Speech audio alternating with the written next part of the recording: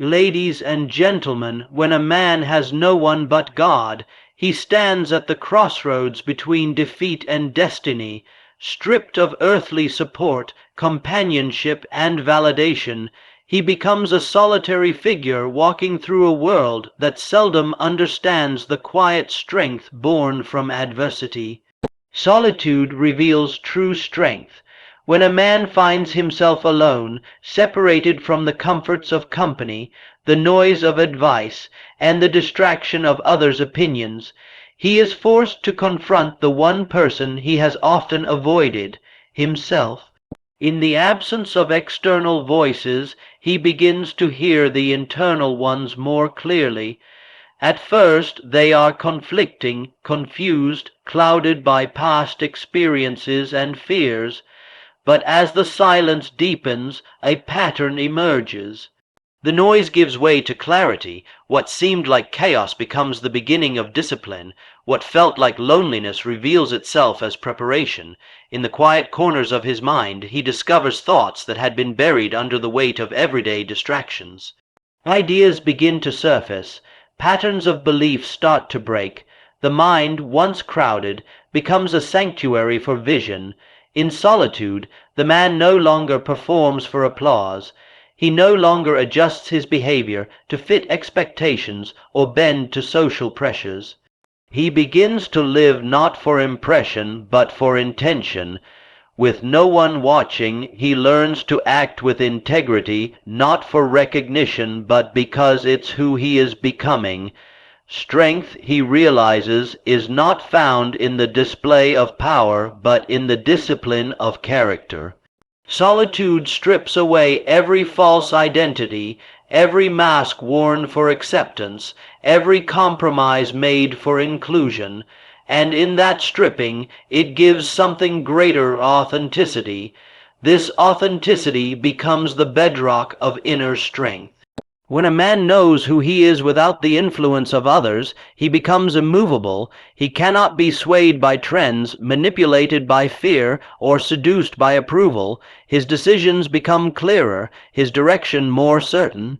He learns that strength is not about resistance to hardship, but the ability to continue walking through it. Alone, he realizes that endurance is not a trait given by others, it is forged within. He stops waiting for support and starts building his resolve. True strength reveals itself not in the presence of comfort, but in the persistence through challenge. Solitude creates the space for this strength to emerge. It teaches a man to sit with his doubts until they reveal their roots, to wrestle with his fears until they show their illusions, to question his thoughts until truth stands alone. In that deep mental work, he becomes a fortress not easily shaken. His mind, once the battlefield, becomes his greatest ally. He understands that while the world values connection, true power is born in the place where none exists. The solitude becomes his training ground. Every day without applause becomes a day of silent mastery. Every moment without affirmation becomes a moment of personal affirmation. Every step taken without encouragement becomes a step fueled by conviction. As the noise fades, a new voice rises, the voice of strength, not borrowed but owned. It does not boast. It does not demand to be seen. It simply grows quietly, deeply, permanently. Divine dependence replaces human validation. A man who once sought his worth in the eyes of others eventually comes to a point where their gaze no longer satisfies. Compliments grow hollow. Applause fades quickly. He starts to realize that no amount of external praise can anchor a soul that's still unsure of its foundation. As the approval of others becomes unreliable, temporary, and often conditional, a man is pushed to seek something that does not shift with seasons or sway with opinion. That something is the divine. When the human voice fails to uplift, the divine whisper begins to speak. And it speaks not to impress, but to instruct, not to flatter, but to fill. It tells him he was valuable before anyone noticed, before anyone applauded, before anyone approved. The deeper he leans into this truth, the more he begins to release his dependency on people to tell him who he is. He no longer performs for validation, but walks in revelation. He becomes immune to manipulation because his decisions are no longer based on winning favor, but on walking in purpose. This shift is not loud. It is internal, powerful, unshakable. The opinions that once dictated his emotions lose their grip. He stops measuring his progress by the applause it receives. He begins to measure it by the alignment it has with his assignment. What others call foolish, he may call faithful. What others call delay, he may call divine timing. This new level of dependence is not weakness. It is not passivity. It is power under submission. It is boldness rooted in trust. It is confidence sourced not from credentials or connections, but from a knowing that cannot be shaken. A man who has placed his dependence on the divine stops negotiating his dreams based on popularity. He no longer needs to water down his vision to make it palatable for others. He speaks not to be accepted, but to be authentic. He moves not to impress, but to obey. He understands that human validation is a moving target, but divine purpose is a fixed point. This man becomes quiet in his strength.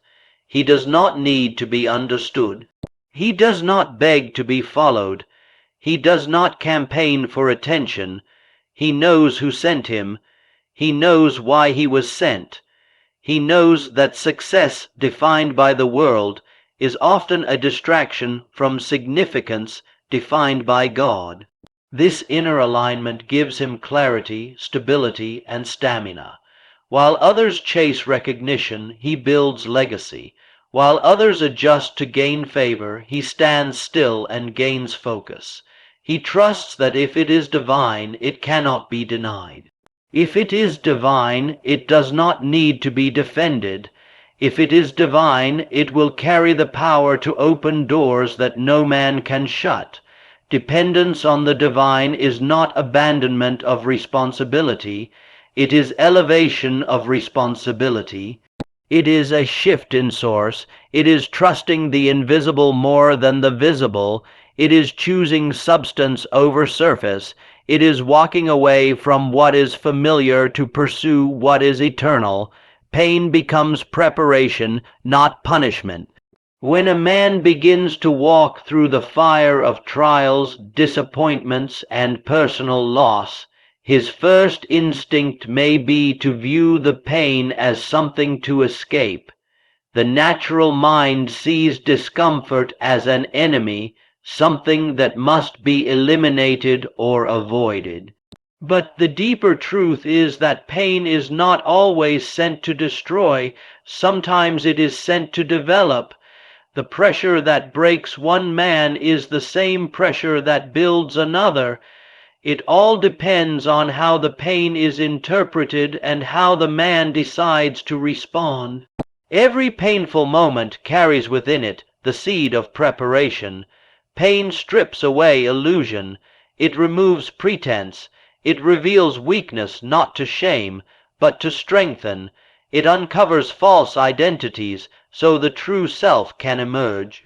The man who views pain through the lens of purpose becomes a different kind of individual. He does not curse the hardship, but begins to search it for hidden lessons. He begins to ask different questions, not why me, but what is this shaping in me, not when will this end, but what am I being equipped for. The pain may be emotional, relational, financial, or even spiritual, but every form of it has the potential to sharpen his character and clarify his calling. Where others see punishment, he sees preparation. Where others fold, he forms new strength. The very things that tried to break him become the tools used to build him. There is a sacredness in pain that only those who endure it with open eyes can understand. It is not meant to be wasted, it is not random, it is often targeted, intentional, and aligned with a greater assignment. Pain stretches the mind beyond its comfort zone.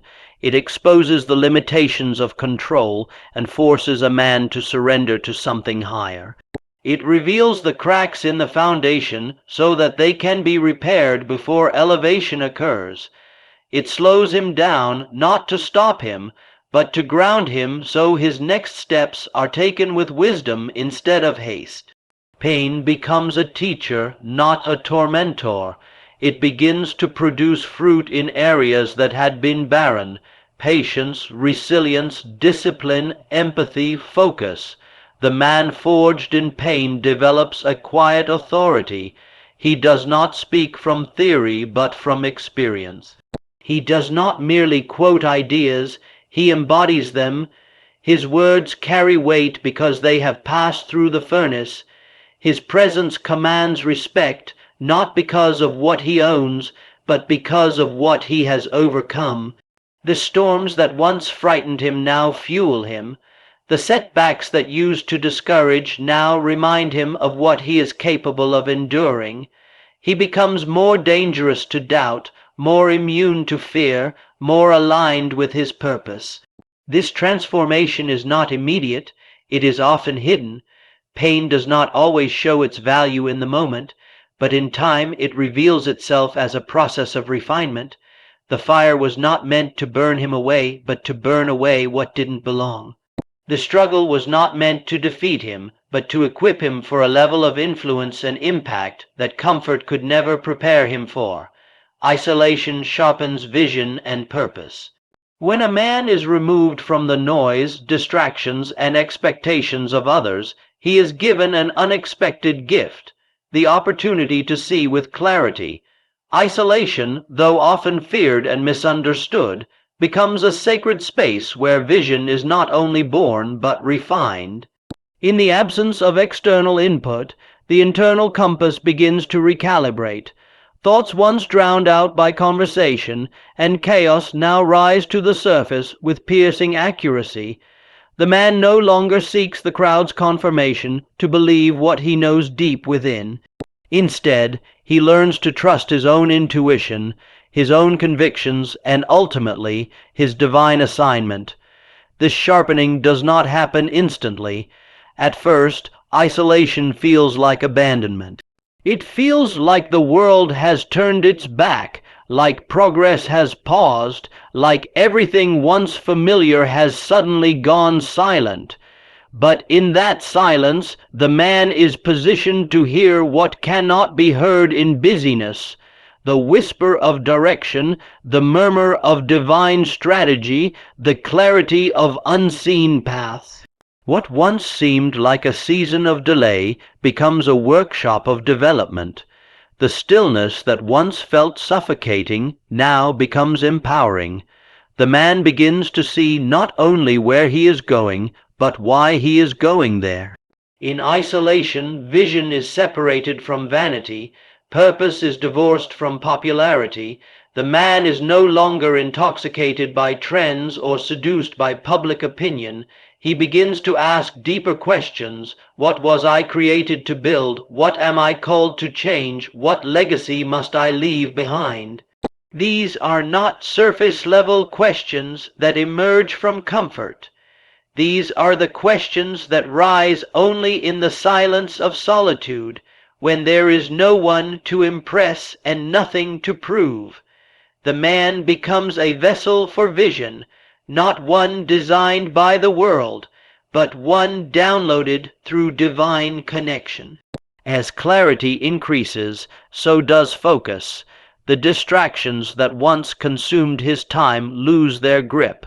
The man becomes more intentional with his energy, more selective with his company, more decisive in his actions. He begins to realize that not everyone can walk with him where he's going. Not everything can be carried into the next chapter. He learns to let go of unnecessary weight, so he can move with speed and precision. His vision is no longer fogged by comparison or blurred by competition.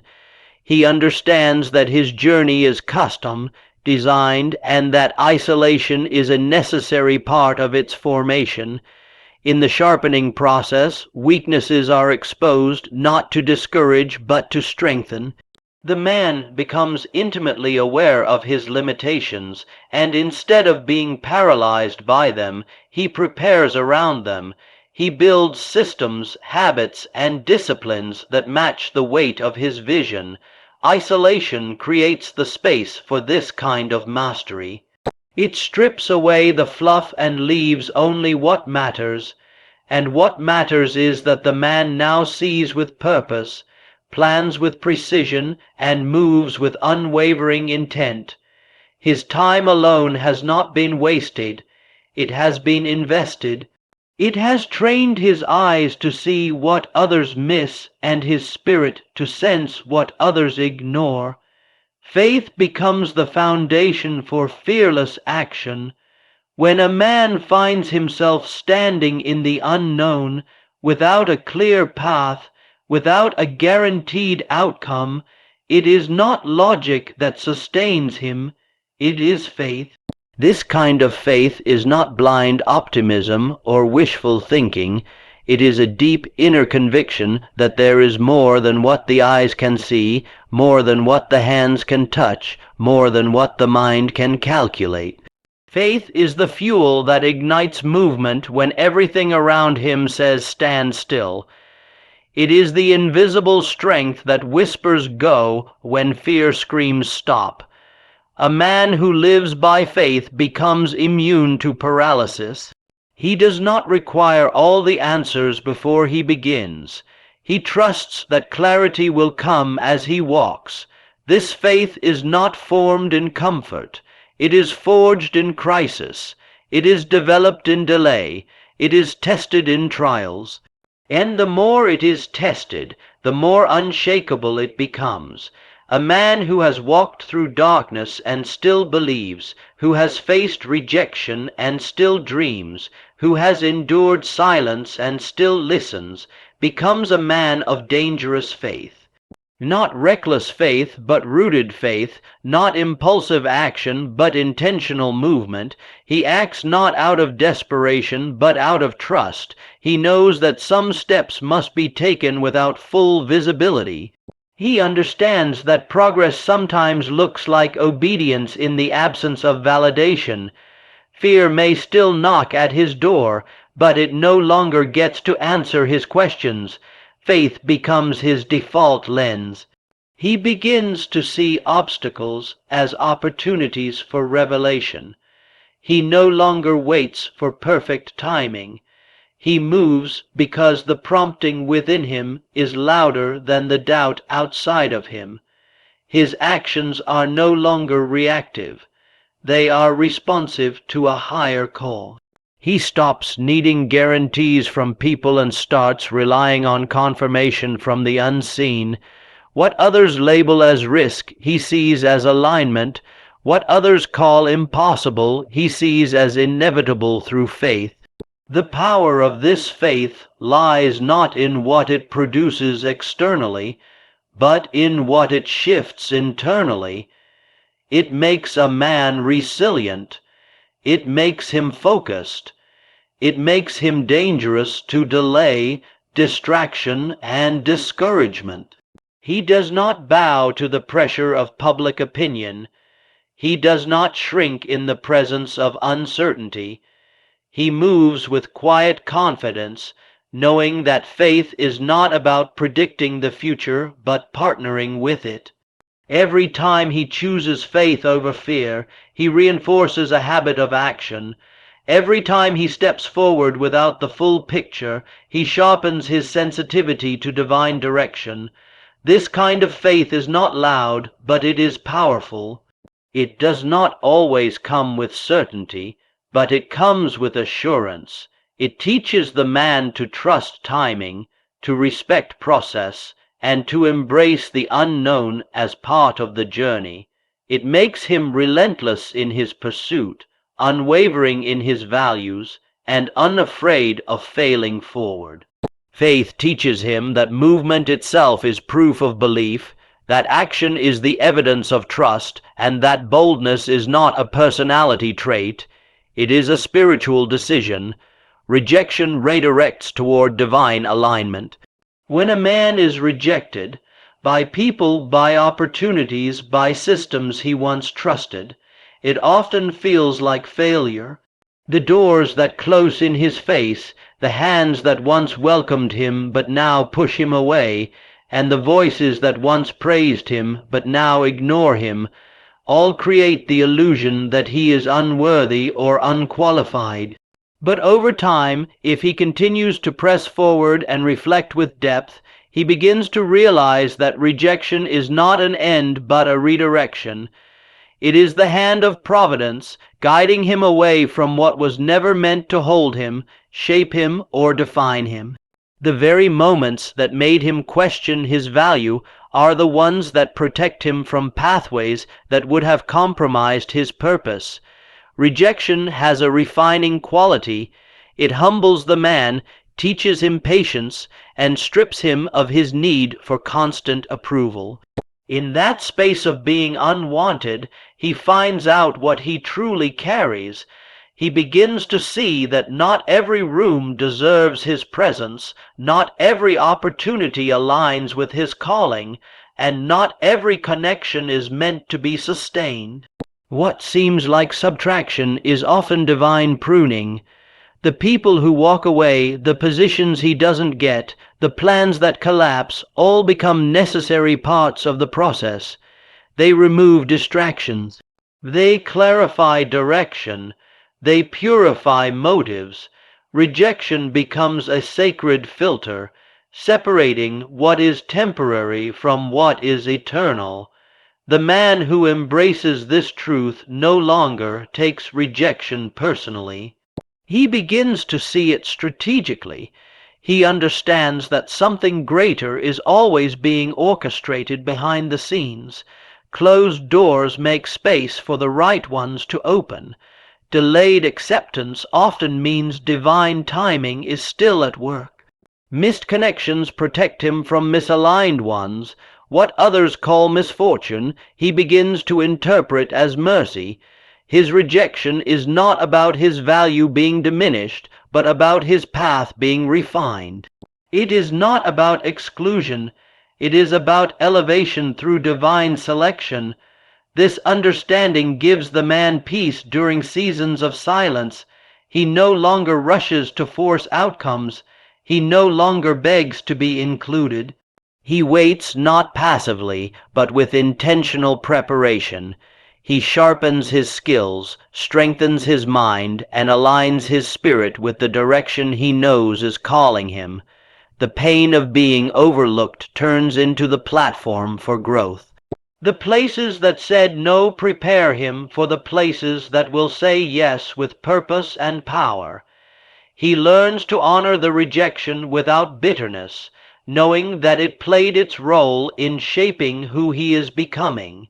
Through it all, the man gains something far greater than acceptance. He gains discernment. He learns to stop knocking on the wrong doors. He begins to recognize the environments where he truly belongs. He stops chasing counterfeit opportunities and starts building authentic alignment. Rejection becomes a compass that points him away from distractions and toward destiny. It sharpens his awareness of timing, of connection, of calling. It frees him from clinging to what he once thought he needed and positions him to receive what was always meant to be his. Spiritual clarity breeds unstoppable momentum. When a man begins to see beyond the physical, beyond what is visible and immediate, he steps into a dimension of clarity that transcends confusion, doubt, and delay. This clarity does not come from intellect alone. It is birthed through spiritual alignment. It comes when the noise of the world is quieted and the inner voice begins to rise. The man who lives with spiritual clarity no longer chases every opportunity or entertains every idea. He becomes laser-focused, driven not by pressure but by purpose. Each step he takes is intentional, each decision anchored in conviction rather than convenience. His path becomes clearer not because it is easier, but because it is directed by something greater than logic. Momentum builds when doubt diminishes, and doubt diminishes when direction is certain. Spiritual clarity eliminates the fog that causes hesitation. It cuts through indecision and removes the weight of external influence. The man who sees with spiritual eyes is not stalled by circumstances. He does not wait for ideal conditions to act.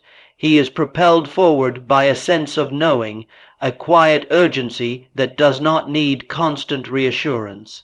This kind of momentum cannot be manufactured through motivational speeches or external hype.